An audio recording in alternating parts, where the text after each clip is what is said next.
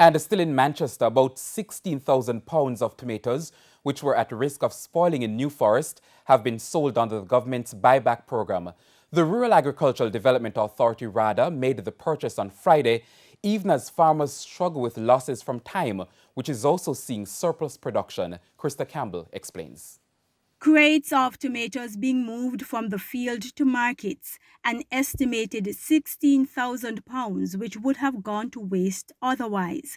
It's the second buyback initiative from the Rural Agricultural Development Authority, RADA, in New Forest, Manchester, in 2 weeks.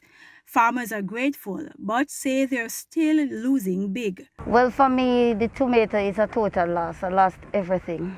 I have to throw it at the fence side. There was no buyer coming in, so I just have to pull it up on fence side.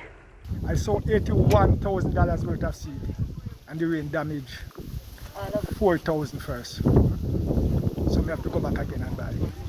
Maybe 1/3 will go back to perish because the market's slow. So when you should reap, the sun starts to damage them. And not only tomatoes, but now there is also a surplus of thyme. Some of those crops will also be sold under the buyback program. 30 farmers benefited from Friday's buyback. The price will be $30 a pound for the plummy, and for the salads, we are up to $40 a pound. Because of the glut, the farmers have been selling tomatoes for as little as $10 per pound. Principal Director for Field Services and Operations at RADA, Winston Simpson, says the buyback program has been a huge help.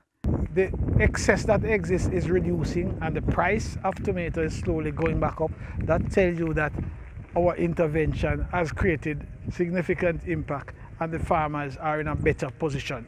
Krista Campbell, TVJ News.